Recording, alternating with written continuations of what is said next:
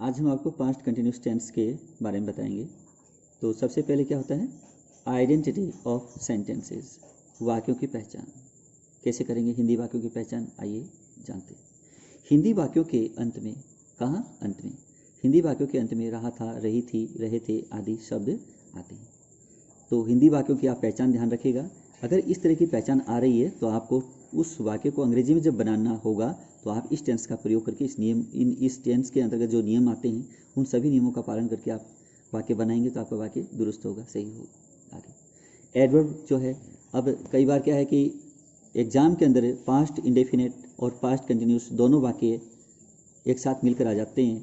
तो एक में तो टेंस भरा हुआ होता है, जैसे एक में पास्ट इंडेफिनेट भर दिया गया तो वैन या वाइल या एज से वाक्य को जोड़ करके दूसरा वाक्य खाली छोड़ दिया गया, उसमें वर्ब वाला स्थान खाली छोड़ दिया गया और आपको वर्ब भरने के लिए कहा गया है, सही क्रिया को भरना है आपको। तो आप समझ लीजिए इधर पास्ट इंडेफिनेट है तो प्रेजेंट टेंस का तो कोई मतलब ही नहीं है, सवाल ही नहीं है, और फ्यूचर टेंस का भी कोई सवाल नहीं है। सिर्फ आपको ये देखना है कि जब साथ वाला वाक्य वो पास्ट इंडेफिनेट है तो वैन वाइल एज से वाक्य जुड़ा हुआ है तो आप इसमें पास्ट कंटिन्यूस टेंस भरेंगे। अगर एक तरफ पास्ट कंटिन्यूस टेंस भरा हुआ है और वाक्य वैन वाइल एज से जुड़ा हुआ है तो दूसरे वाला जो वाक्य है उसमें पास्ट इंडेफिनिट टेंस भरा जाएगा। ये भी आप ध्यान रखें, क्योंकि वैन वाइल एज ये पास्ट कंटिन्यूस के एडवर्ब होते हैं। इससे दो वाक्य जुड़े होते हैं, तो एक होता है पास्ट इंडेफिनिट का, दूसरा पास्ट कंटिन्यूस का, तो इसलिए ये एडवर्ब समय बताने वाले हैं, तो ध्यान रखें, इनको याद करना होगा। आगे चीफ वर्ब जो है, मुख्य क्रिया, इसमें V1 प्लस में ING, और ING जब वर्ब के जोड़ेंगे तभी रहा, रही, रहे बनेगा। अब ING जब जोड़ते हैं तो वर्ब के अंत में जो ई होती है उसको हटाते हैं तभी ING जोड़ पाएंगे। क्यों जोड़ पाएंगे ING, वो क्यों हटता है ई, ये जान लीजिए। देखिए ING का जो शुरुआत है वो क्या है, व्यंजन से नहीं हो रही है, स्वर से हो रही है, स्वर से हो रही है। तो जब किसी चीज़ को हम जोड़ना चाहते हैं, उसको बाद में जोड़ना चाहते हैं, तो अब क्या करेंगे, इसका स्वर जो स्वर से शुरुआत है तो हम जोड़ेंगे तो जो आगे वाला जो शब्द है, पहले वाला जो शब्द है उसके अंत में जो ई होता है उसको हटा करके ही हम ING को जोड़ेंगे, क्योंकि स्वर से शुरू है तो उस ई को उसको रखना नहीं है। जैसे टैग होता है TAKE, अब ई के, अब जैसे TAKE और फिर आपने ING जोड़ दिया तो गलत हो गया। अब ING जोड़ेंगे तो ई को हटाइएगा, क्योंकि वो आगे ये पीछे आने जुड़ने वाला जो शब्द है वो ING स्वर वाला है, तो स्वर से शुरू होता है, उसकी शुरुआत जो है स्वर से है और उसकी जो ई है वो आपको हटानी होगी, ध्यान रखें, तभी रहा रही बनेगा। हेल्पिंग वर्ब जो है इसमें वॉज वर्ड है, ये वॉज है और ये वर्ड है। तो देखिए ये कई लोग इसको क्या करते हैं, कई लोग क्या कहते हैं कि वाज नहीं होता है, क्योंकि ये वॉज है। WA का वा नहीं होता है, वो होता है, ध्यान रखिएगा। और फिर रही बात एस की, तो ये एस की तो आप जानते हैं सह होना चाहिए, लेकिन सह का उच्चारण इसका नहीं है, जय होता है। क्यों होता है, एस से पहले क्या है, ए स्वर है, और एस से पहले जब स्वर आता है तो एस सह ने बनकर जय हो जाता है। तो ये क्या बना, EWA का क्या हुआ, वो, और इसका क्या बना, जय, तो क्या हुआ, वॉज। इसी तरह से आगे देखिए WERE, तो ये क्या है, वरी नहीं है। आप कई जगह सुना होगा आपने कि ये वर कहते हैं, वर ऐसे करते हैं, ये वर नहीं है। देखिए ये अंत में जो, अब ये शब्द है, ये साइक्रिया है, अंत में जो ई है इसका तो उच्चारण शामिल है ही नहीं, इसका कोई प्रोनाउंसिएशन नहीं होता, एक बात। दूसरी, अब यहाँ से इतना आ गया, अब आर के पहले क्या है, स्वर है, तो आर का उच्चारण फिर नहीं होगा, क्योंकि आर से पहले अगर स्वर पड़ता है तो आर साइलेंट हो जाता है। तो ई भी गया, आर भी गया, बच गया हमारे पास में क्या, WE बच गया। ये क्या हुआ, वो, यू वो, आप थे। आप जब बोलेंगे ना यू वो, तो दूसरे को, सुनने वाले को ये लगेगा कि आपने यू वर बोला है, तो सही समझ में आएगा। तो उच्चारण इसका यू वो यानी वो रहेगा, ध्यान रखिएगा। ये वर नहीं है, गलत सुनते हैं, बुरा लगता है, लेकिन सही बोलना चाहिए। देखिए इसका वॉज का अर्थ होता है था या थी, और वो जो है इसका अर्थ होता है थे। ये बहुवचन के लिए होता है, ये वचन के लिए होता है। आगे नॉट, वॉज का प्रयोग सिंगुलर नाउन और सिंगुलर प्रोनाउन के साथ करते हैं। वॉज का प्रयोग एक वचन संज्ञा या सर्वनाम के लिए करते हैं। वर का प्रयोग जो है प्लूरल नाउन और प्लूरल प्रोनाउन के साथ करते हैं। वर जो है ये बहुवचन संज्ञा या बहुवचन सर्वनाम के साथ करते हैं।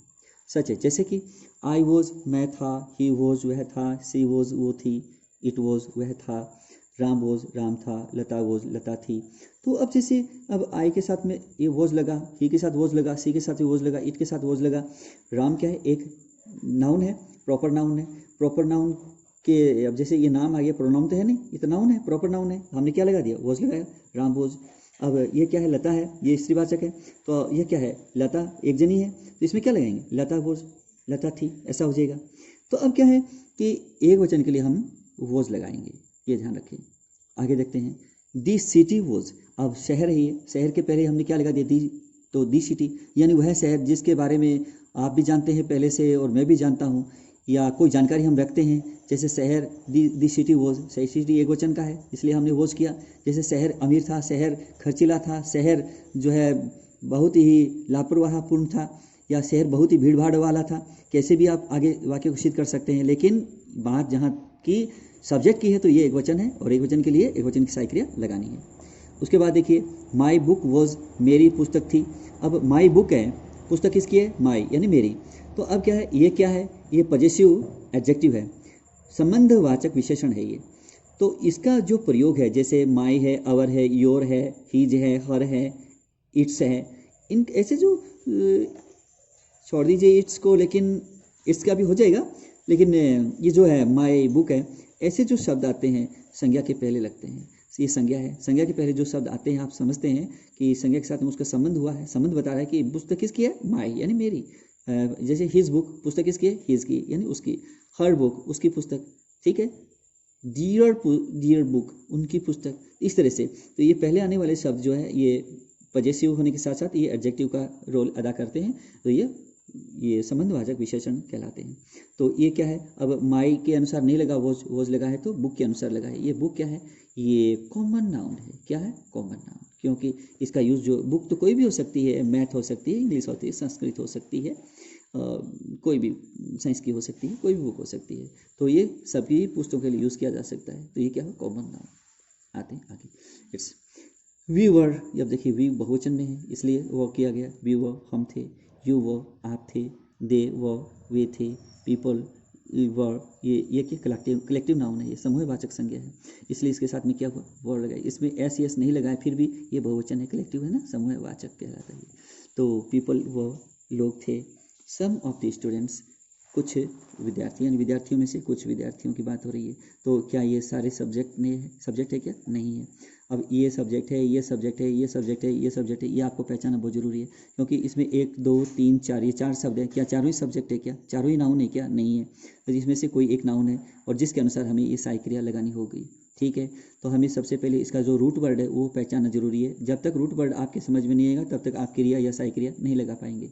तो आप देखिए, ये क्या है, सम, ये डिटर्मिनर है, और क्या है, प्रीपोजिशन है, और ये दी क्या है, ये आर्टिकल है और डेफिनेट आर्टिकल है, और ये क्या है, नाउन है। कौन सा नाउन है, कॉमन नाउन है, क्योंकि स्टूडेंट्स, हर विद्यार्थी पढ़ने वाला जो स्टूडेंट्स कहलाता है, ये कॉमन नाउन, ये किसी का नाम नहीं है, ये कॉमन नाउन है। तो जातिवाचक संज्ञा जिसे कहते हैं। वर्ड, तो कुछ विद्यार्थियों में से कुछ विद्यार्थी थे, वो भी थे। ए लॉट ऑफ थिंग्स, बहुत सारी चीज़ें, ए लॉट ऑफ थिंग्स बहुत सारी चीज़ें, ये बहुवचन में हो गया इसलिए वो लगाया गया। ए फ्यू ऑफ, ये फ्यू क्या है, ए फ्यू दी फ्यू, ये जो है few, a few the few, जैसे लिटिल ए लिटिल और दी लिटिल होता है, ठीक उसी तरह से वो अनकाउंटेबल होते हैं, अनकाउंटेबल नाउन के लिए आते हैं, और ये क्या है, ये काउंटेबल नाउन के लिए आते हैं। तो ए फ्यू का मतलब है जैसे कि कुछ तो है ही है, कुछ जैसे कि कुछ जो है संख्या में कुछ काउंटेबल नाउन है, जैसे कुछ कुर्सियां हैं, ए फ्यू ऑफ चेयर्स है, जैसे मान लीजिए, तो कुछ कुर्सियां हैं उसमें से कुछ जिसे कहते हैं ए फ्यू, ध्यान रखिएगा। तो ए फ्यू ऑफ देम, उनमें से कुछ, तो ये हो तो गया ना, आखिर के बहुवचन हो गया, प्लूरल हो गया, इसलिए हम प्लूरल के लिए, प्लूरल सब्जेक्ट के लिए हम क्या लगाएंगे, प्लूरल हेल्पिंग वर्ब लगाएंगे, इट्स आदि। नेगेटिव वाक्य को नकारात्मक कैसे बनाएंगे, वोज के बाद नोट लगाओगे तो वोज नोट हो जाएगा, और इसका जो एब्रीविएशन है वो वोजेंट हो जाएगा, संक्षिप्त रूप। इसका अधिकतर हम प्रयोग जो है लिखने में भी करते हैं और बोलने में भी करते हैं, स्पोकन इंग्लिश में भी अधिकतर करते हैं। और ये क्या है, ये बहुवचन के लिए वर नॉट कर दिया, तो वर नॉट इसका संक्षिप्त रूप है वरंट हो गया, वो ठीक इसी तरह से। तो ये वचन के लिए, ये बहुवचन के लिए नॉट कहाँ लगाओगे, खुले में नोट नहीं लगता, सहायक क्रिया के बाद ही नोट लगाओगे, अन्यथा वाक्य गलत हो जाएगा। इंट्रोगेटिव, प्रश्नवाचक वाक्य, देखिए प्रश्नवाचक वाक्य हम बनाते हैं तो सबसे पहले, आप पहले से ही मैं बता रहा हूँ, आप समझ रहे हो कि सहायक क्रिया जो होती है उसको पहले लगाओगे, और उसके बाद सब्जेक्ट लगाओगे, उसके बाद वर्ब फर्स्ट करोगे, और उसके बाद में वर्ब फर्स्ट के आप क्या जोड़ोगे, आईएनजी जोड़ोगे, तो ये पार्टिसिपल का यूज़ हो रहा है यहाँ, तो आप ध्यान रखिएगा प्लस में। और आप जहाँ थी पार्टिसिपल की बात हो रही है, प्रेजेंट पार्टिसिपल होता है, प्रेजेंट परफेक्ट पार्टिसिपल होता है, और उसके बाद में पास्ट पार्टिसिपल होता है। तो ये पार्टिसिपल अलग अलग इनके रूप होते हैं, अलग अलग तरीके से इनका यूज़ होता है वाक्यों में। लेकिन यहाँ बहरहाल टेंस के बारे में प्लस में ऑब्जेक्ट लगाओगे, ऑब्जेक्ट के बाद में अगर एडवर्ब है तो एडवर्ब लगा दो, इसके बाद में ऑब्जेक्ट, पहले ऑब्जेक्ट लगेगा उसके बाद में एडवर्ब लगेगा, और अगर ऑब्जेक्ट नहीं है तो इसके स्थान पर एडवर्ब को बिठा दीजिएगा, प्लस में अदर वर्ड हो जाएगा, OW अदर वर्ड हो जाएगा, ठीक है। और अंत में क्वेश्चन मार्क लगाओगे तो वाक्य बन जाएगा प्रश्नवाचक। उसके बाद नोट, MPTR का पालन जो है वाक्य में आपको करना चाहिए। वाक्य के जो ऑब्जेक्ट के बाद में जो आते हैं, ऑब्जेक्ट पार्ट में जितने भी शब्द आते हैं उनमें अगर MPTR का जो प्रभाव हम देखते हैं इनका पालन होना चाहिए। ये नहीं कि आपने T को पहले लगा दिया, M को पहले लगा दिया, R को पहले लगा दिया, P को बाद में लगा दिया, ऐसे नहीं चलेगा। इनका एक क्रम होता है, एक सीक्वेंस होता है विद्यार्थियों।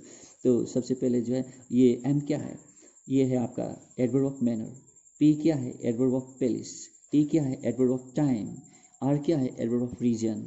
तो इस तरह से इनका जो क्रम है वो आपको भूलना नहीं चाहिए, उसको बनाए रखिएगा, तभी आपका वाक्य सही बैठेगा, गलत नहीं होगा। आगे स्ट्रक्चर, STR देख लीजिए, इनका क्या होता है, नाउन और प्रोनाउन, संज्ञा या सर्वनाम, इनको हम कहते हैं सब्जेक्ट, और सब्जेक्ट के अकॉर्डिंग हम क्या करते हैं, वॉज या वर लगाते हैं। उसके बाद क्या होगा, वर्ब की फर्स्ट फॉर्म लगाएंगे, ठीक है, और प्लस में ING जोड़ देंगे उसके, और प्लस में ऑब्जेक्ट लगा देंगे, और ऑब्जेक्ट है के बाद में अगर एडवर्ब बैठता है तो हम एडवर्ब भी लगाएंगे, और उसके बाद में अदर वर्ड उनको जो है रिस्पेक्टिवली टू ऐड करते हैं। आगे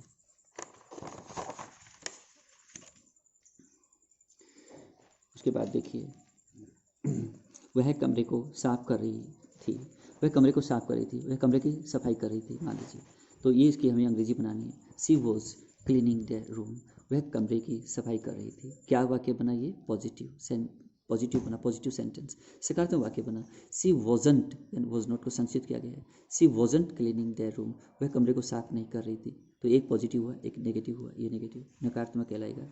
और उसके बाद तीसरा सेंटेंस जो है, was she cleaning the room, क्या वह कमरे को साफ कर रही थी, ये क्या है, इंट्रोगेटिव प्रश्नवाचक सेंटेंस से ये वाक्य है। और उसके बाद चौथा सेंटेंस जो है, was she not cleaning the room, क्या वह कमरे को साफ नहीं कर रही थी, क्या वह कमरे की सफाई नहीं कर रही थी। तो ये कैसा वाक्य बना, इंट्रोनेगेटिव। इसको संक्षिप्त में इंट्रोगेटिव एंड नेगेटिव इसका प्रोनाउन हो गया, लेकिन इसका संक्षिप्त जो होता है इंट्रोनेगेटिव के नाम से हम इसको पुकारते हैं।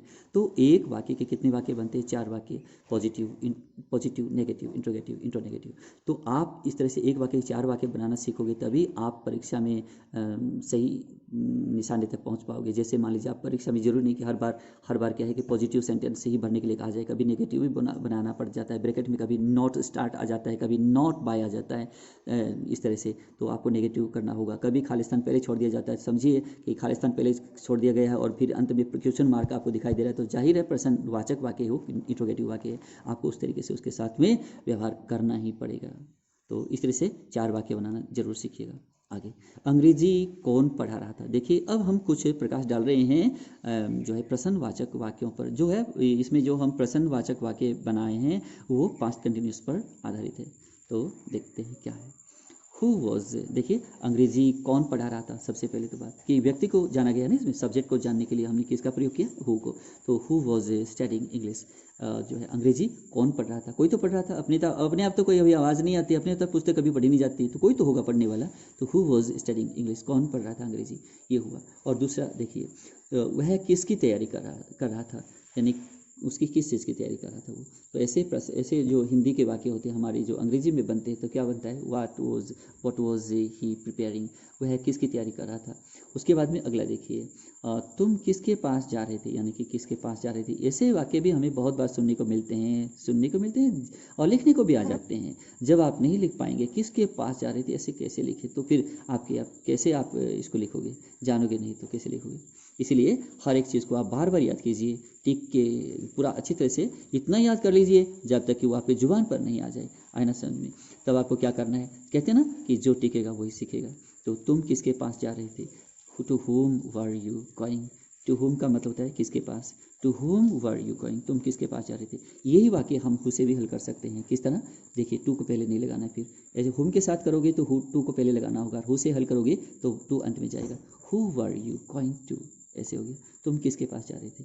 अब आगे देखिए, अगला है फॉर होम वॉज ही, जो है इसमें हिंदी देख लीजिए पहले, वह किसके लिए सामान खरीद रहा था, वह किसके लिए सामान खरीद रहा था, ये है इसकी हिंदी। और उसके बाद जो अंग्रेजी है, किसके लिए, फॉर होम, किसके लिए। अगर आप इसको हु से करेंगे तो हु यहाँ लगाओ और फॉर अंत में लगाओगे, हु फॉर हो जाएगा।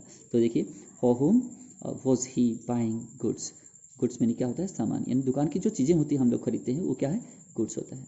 तो for home was he buying goods, वह किसके लिए चीज़ें खरीद रहा था, सामान खरीद रहा था, ये हुआ। अगला सेंटेंस देखिए, तुम किसके पास आ रहे थे, तुम किसके पास से आ रहे थे, यानी कि पहले वो गया हुआ था कहीं और फिर उसके बाद वहाँ से वापसी की बात हो रही है। हमने उसको जब देखा आते हुए तो हमने पूछा कि तुम किसके पास से आ रहे थे, तो इसकी अंग्रेजी कैसे बनी, किसके पास से, तो क्या हुआ, फ्रॉम होम, किसके वहाँ से, किसके वहाँ से यानी किसके पास से, वर यू कमिंग, तुम आ रहे थे, तुम किसके पास से आ रहे थे। तो अगला है सेंटेंस देखिए, वह किस लिए शोर मचा रहा था, यानी किस लिए, कोई तो वजह रही होगी ना, तो वजह जानने के लिए हम इसमें क्वेश्चन के लिए रूप में किया जा रहा है प्रयोग। तो वह किस लिए शोर मचा रहा था, what was he making in noise for, what से जब क्वेश्चन करोगे what से तो for कहाँ गया, अंत में गया, तो किस लिए, तो what for, किस लिए। और देखिए अब ये क्या एफ आर है, अब आर से पहले क्या है, ओ क्या है, स्वर है, तो आर का जो प्रोनाउंसिएशन इज नॉट एक्सेप्टेड, तो क्या करेंगे, एफ ओ को फाउ, क्योंकि ओ के अंदर दो स्वर, इसमें डिप्थोंग है, डबल स्वर है इसमें, तो इसको फाउ और ऊ, फाउ, ठीक है, ऐसे होगा, फॉर नहीं होगा, फाउ। What was he making a noise for, वह किसके लिए, किस लिए शोर मचा रहा था। अगला देखिए, वह किसके साथ खेल रही थी, वह किसके साथ खेल रही थी, तो इसका जो अंग्रेजी है देख लीजिए, किसके साथ, विथ होम, हु से भी आप कर सकते हैं, हु करोगे यहाँ तो अंत में विथ लगाना होगा, who with whom was she playing, वह किसके साथ खेल रही थी, अगर हु से करोगे who was she playing with, ऐसे हो जाएगा। अगला देखिए, वह कौन सा पेन खरीद रहा था, अब कोई तो पेन रहा होगा और पेन जो है निर्जीव है, इसलिए हु होम हुज ऐसे शब्दों का प्रयोग नहीं किया जाएगा। तो चुनने के लिए हम किसका यूज़ करते हैं, निर्जीव वस्तु के लिए विच का प्रयोग करते हैं, तो लिखते हैं विच पेन, कौन सा पेन, विच होम, कौन सा घर, आए समझ में, तो विच चेयर, कौन सी कुर्सी, विच बुक, कौन सी पुस्तक। तो इस तरह से आप पुस्तक जो है नाउन बाद में लगाएंगे, पहले विच लगाओगे, क्वेश्चन वर्ड है ये। तो विच पेन वॉज ही बाइंग, वह कौन सा पेन खरीद रहा था, अंत में क्वेश्चन मार्क यूज़ करना जरूरी है। देखिए अगला वाक्य, हम कुछ किताबें लिए हुए थे। अब कई बार ऐसे भी वाक्य सुनने को मिल जाते हैं, लिखने भी पड़ जाते हैं, लिए हुए थे, कोई चीज़ आप लिए हुए थे, ऐसे में वाक्य को बनाओगे जब, तो ऐसे, तो क्या कैसे करोगे, वी वर हैविंग, हम लिए हुए थे सम बुक्स, कुछ किताबें, ये हुआ। उसके बाद देखिए, मुझे आपसे बात करके, मुझे आपसे बात करने के बाद, मुझे आपसे बात कर कर अच्छा लग रहा था, ऐसे। उसके बाद अंग्रेजी कैसे बनेगी, आई वॉज फीलिंग गुड, मुझे अच्छा लग रहा था, मुझे अच्छा लग रहा था क्या करके, हैविंग टॉक्ड टू यू, आपसे बात करके, हैविंग टॉक्ड टू यू, आपसे बात करने के बाद, हैविंग टॉक्ड टू यू, आपसे बात कर कर मुझे अच्छा लग रहा था, ये हुआ। तो विद्यार्थियों, आज आपको पास्ट कंटिन्यूस के बारे में बताया है, कल हम बात करेंगे पास्ट परफेक्ट के लिए।